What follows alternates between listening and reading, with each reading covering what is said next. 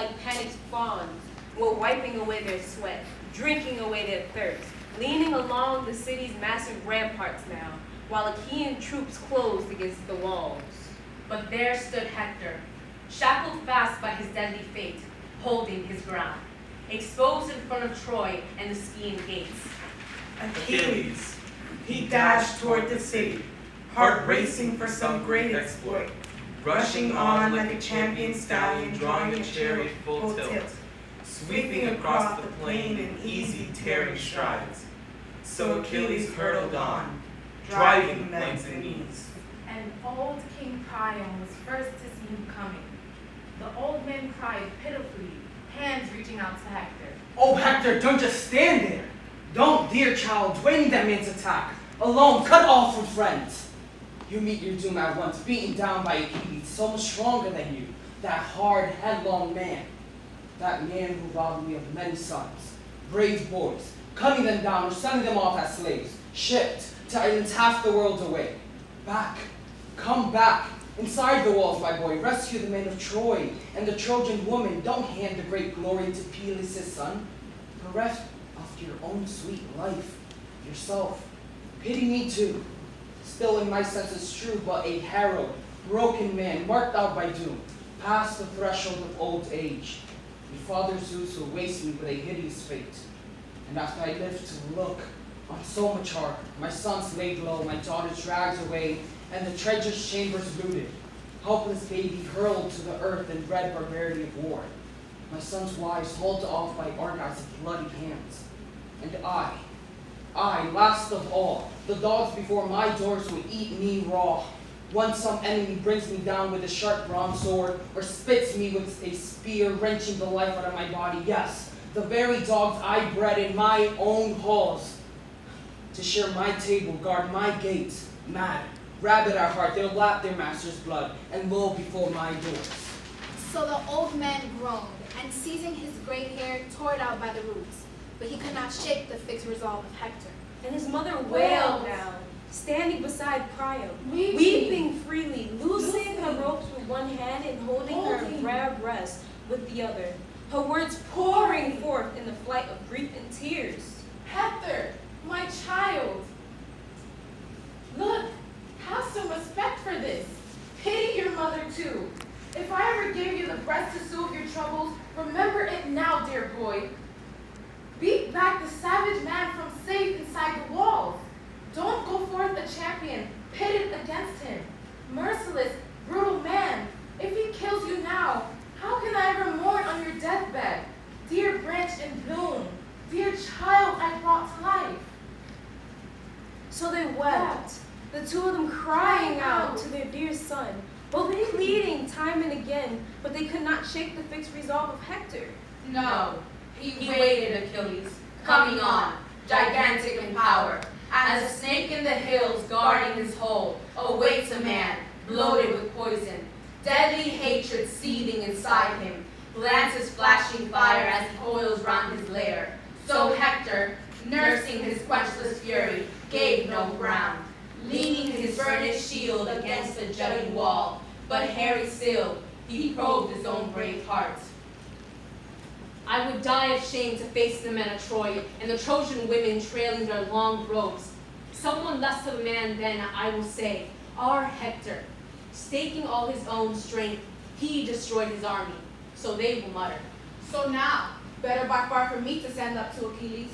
Kill him, come home alive, or die at his hands in glory out before the walls. But wait, what if I put down my studded shield and heavy helmet, prop my spear on the rampart, and go forth, just as I am, to meet Achilles, noble Prince Achilles? Why? I could promise to give back Helen, yes. Why debate, my friends? Why thrash things out? I must not go and implore him. He'll show no mercy, no respect for me. My rights, he'll cut me down. So he wavered, waiting there. But Achilles was closing on him now like the god of war, the fighter's helmet flashing. Hector looked up, saw him, started to tremble, nerve gone.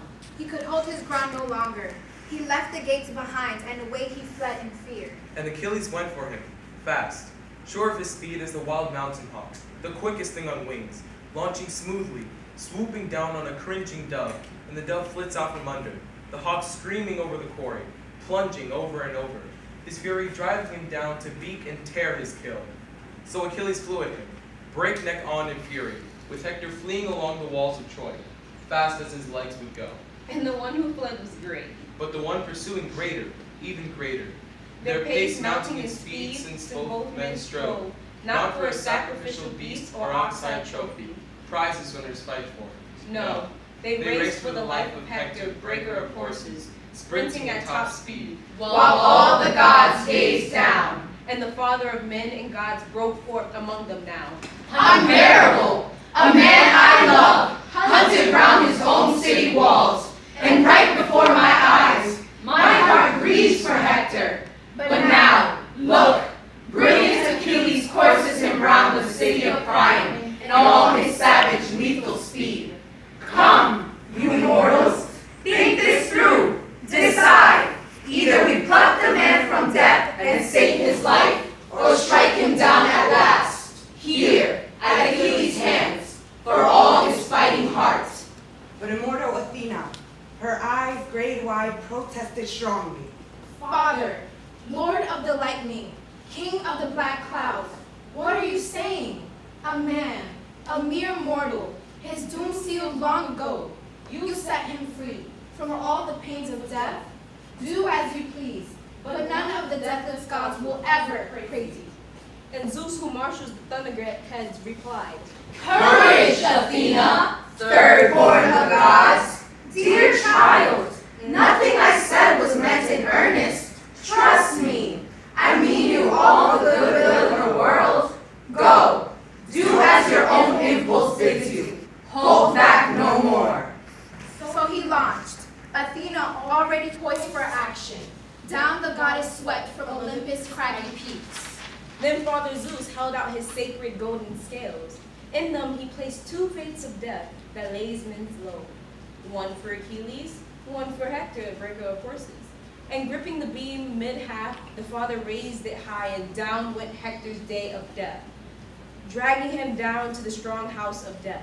Athena rushed to Achilles, her bright eyes gleaming, standing shoulder to shoulder, winging orders now. At last, our hopes run high, my brilliant Achilles. Father Zeus must love you. We'll kill this Hector, mad as he is for battle. No way for him to escape us now, no longer.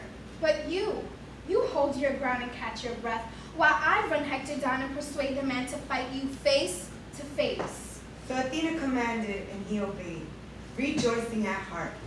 Achilles stopped, leaning against his ashen, spear-sharp barbed in bronze.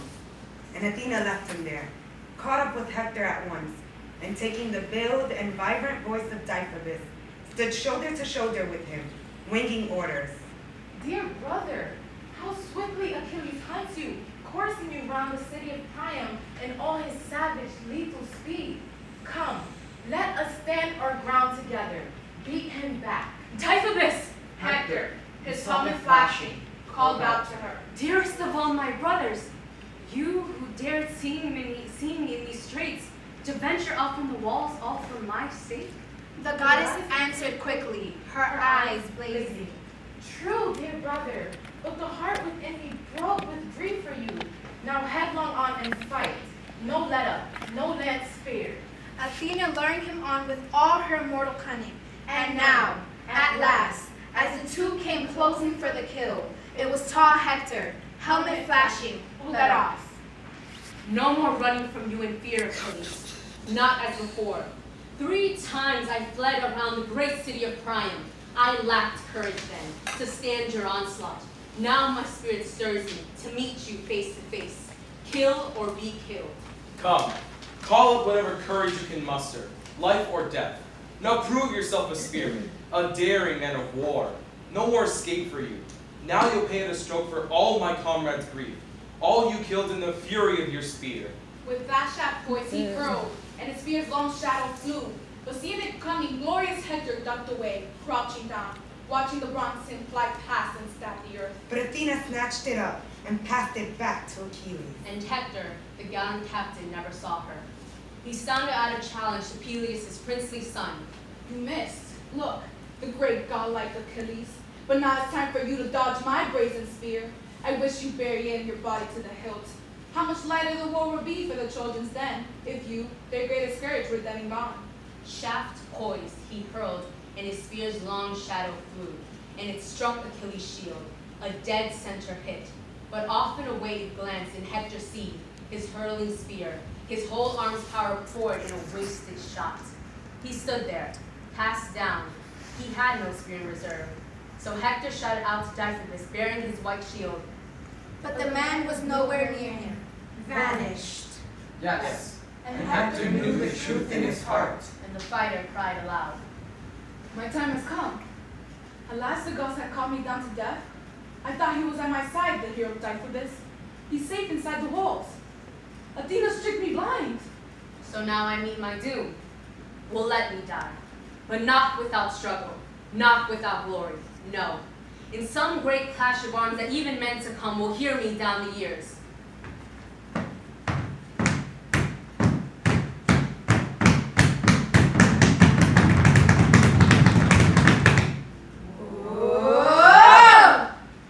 So Hector swooped now, swinging his wedded sword, and Achilles charged too, bursting with rage, barbaric.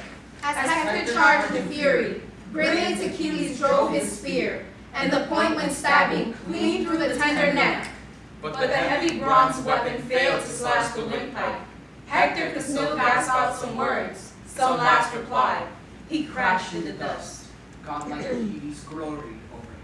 Struggling for breath, Hector, his helmet flashing, said, Give my body to friends to carry home again, so Trojan men and Trojan women can do me honor with fitting wreaths of fire once I am dead. Staring grimly, the proud runner Achilles answered.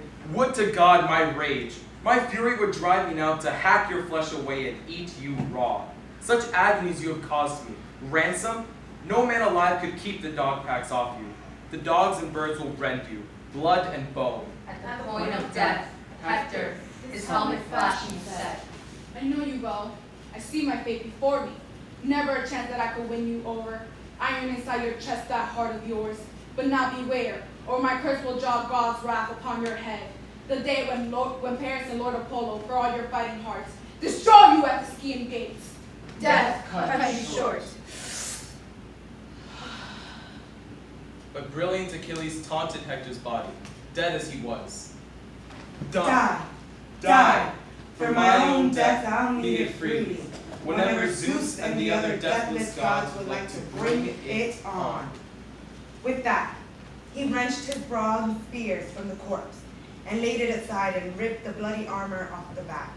And the other sons of Achaea, running up around him, crowded closer, all of them gazing wonderstruck at the build and marvelous lithe beauty of Hector. Not a man came forward who did not stab his body. Piercing the tendons, ankle heel behind both feet, he nodded shots of rawhide through them both, lashed them to his chariot, left the head to drag. And mounted the car, hoisting the famous arms abroad, he whipped his team to run and breakneck on they flew, holding nothing back. And a thick cloud of dust rose up from the man they dragged, his dark hair swirling round the head so handsome once, all tumbled low in the dust. So his whole head was dragged down in the dust. And now, his mother began to tear her hair. She flung her shining veils to the ground and raised a high, shattering scream, looking down at her son. Pitifully, his loving father groaned, and round the city of Priam, his people cried with grief, and wailing seized the city, for all the world as if Troy were torched and smoldering down from the looming brows of the citadel to her roots. So many sons he slaughtered, just coming into bloom. For grieving for all the rest, one breaks my heart the most.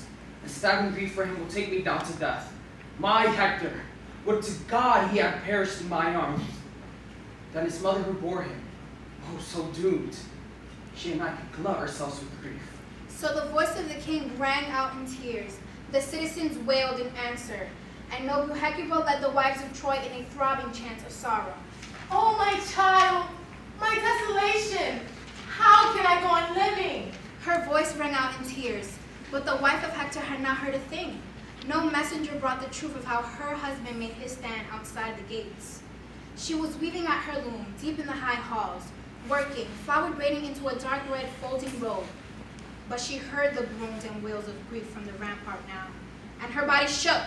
Her shuttle dropped to the ground. She called out to her lovely waiting woman. Quickly, two of you follow me. I must see what has happened. That cry, that was Hector's honored mother I heard. My heart's pounding, leaping in my throat. The knees beneath me paralyzed. Oh, I know it. Something terrible has come down on Priam's children. Pray to God the news will never reach my ears. So she cried, dashing out of the royal halls like a mad woman, her heart racing hard, her woman close behind her. But once she reached the tower where soldiers massed, she stopped on the rampart, looked down, and saw it all. She saw him dragged before the city, stallops galloping, dragging Hector back to Achaea's beak warships, ruthless work.